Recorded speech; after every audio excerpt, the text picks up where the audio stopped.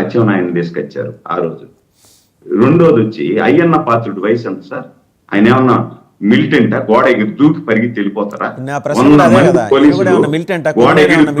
గోడ దూకి పారిపోతాడా? నేను అదే ప్రశ్న అడుగుతున్నా. కొమ్మినేని ఏమన్నా మిలిటెంటా? గోడ దూకి పారిపోతాడా అని అడుగుతున్నా. అదే ఆ రోజు కూడా మాట్లాడాలి కదా. ఆ రోజు మాట్లాడాం, ఈ రోజు మాట్లాడతాం. ఆ రోజు ఒక న్యాయం కాదు కదా. అవునండి. ఆ రోజు మీరు ఎవరిని అడుగుతున్నారు? నన్ను అడుగుతున్నారా ఆ రోజు మాట్లాడారా అని?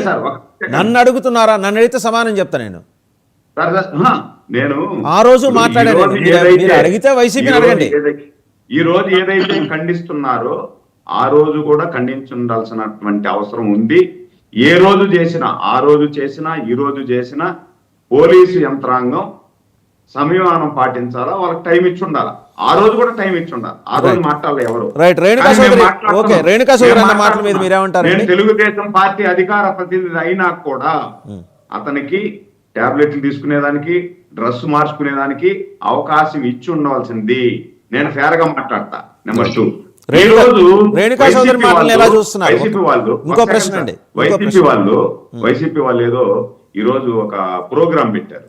మహిళలకు అన్యాయం జరుగుతా ఉంది, మహిళలను కించపరిచే విధంగా మాట్లాడుతున్నారు, కాబట్టి అందరూ కూడా అంబేద్కర్ గారి విగ్రహాలకు వినత పత్రాలు ఇవ్వాలి అని చెప్పేసి ఈ రోజు అంబేద్కర్ గారు అనే వాళ్ళు ఈ రోజు కనపరిచారు వైసీపీకి. గత 5 సంవత్సరాలలో అంబేద్కర్ రాజ్యాంగం ఎడనా రాజధానిలో అంబేద్కర్ విగ్రహం కట్టించినది ఎవరండి?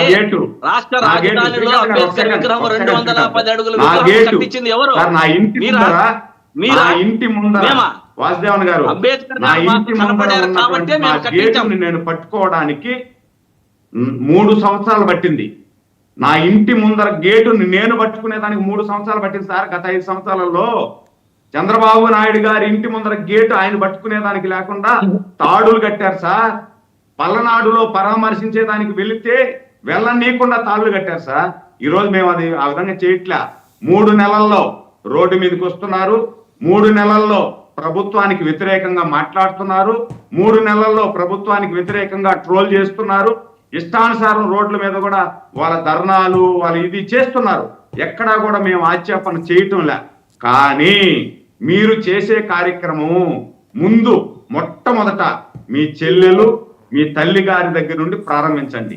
మా చెల్లికి అన్యాయం చేశాను, నేను చెంపలేసుకుంటున్నాను, మా చెల్లిని రమ్మని చెప్పి ఆస్తిలో వాటా ఇచ్చేస్తాను, నా తల్లికి అన్యాయం చేశాను, నా తల్లిని రమ్మని చెప్పి నా పార్టీ గౌరవ అధ్యక్షురాలుగా మళ్ళీ నా తల్లిని పెట్టుకుంటాను అని చెప్పి చెంపలేసుకొని స్టార్ట్ చేస్తే ఆడవారికి గౌరవం ఇచ్చినట్టు. ఏదో ఈ రోజు పోయి అంబేద్కర్ గారికి విగ్రహానికి పోయి ఏదో ఇచ్చేస్తామంటే ఎవరు నమ్ముతారు? సురేంద్ర నాయుడు గారు నా ప్రశ్న వినండి, టైం లేదు ఇంకా. మహేష్ గారు మాట్లాడాలి. సురేంద్ర నాయుడు గారు ఓకే, మహేష్ గారు మాట్లాడాలి. దానికన్నా ముందు ఒకే ఒక ప్రశ్న, రేణుకా చౌదరి అన్న మాటలను మీరు ఎలా చూస్తున్నారు? రేణుకా చౌదరి గారు మాట్లాడిన మాటలను కూడా నేను తీవ్రంగా ఖండిస్తున్నా. దీంట్లో బేసజాలు లేవు, బేరాలు లేవు, ఎవరు మాట్లాడినా. కానీ అంతకు ముందు కూడా ఇది అనాదిగా వచ్చేస్తుంది ఆంధ్రప్రదేశ్. ఇందాక శ్రీకాంత్ గారు చెప్పినట్టు రాజకీయ పార్టీలన్నీ కూడా ఉందాతనంగా ప్రవర్తించాల. సాక్షాత్ అసెంబ్లీలో ఆ రోజు గౌరవ ముఖ్యమంత్రి రాజశేఖర్ రెడ్డి గారు చంద్రబాబు గారి తల్లిని గురించి మాట్లాడారు. నీ తల్లికి నువ్వు ఎలా పుట్టావో అనేది తలదించుకునేట్టుగా చేస్తాను అని చెప్పి ఆ రోజు మాట్లాడారు. దాని తర్వాత దానికి కొనసాగింపుగా జగన్మోహన్ రెడ్డి మొన్న 47 వరకు నువ్వు బతుకుంటావా, నువ్వు బతుకుంటే చూద్దాము అనే విధంగా మాట్లాడారు. ఇవన్నీ కూడా మంచిది కాదు. రాజ్యాంగంలో ఇష్టానుసారం మాట్లాడచ్చు అని వాక్ స్వాతంత్రం హక్కు ఉందని చెప్పి రాజ్యాంగంలో ఇష్టానుసారం మాట్లాడడం తప్పు. జగన్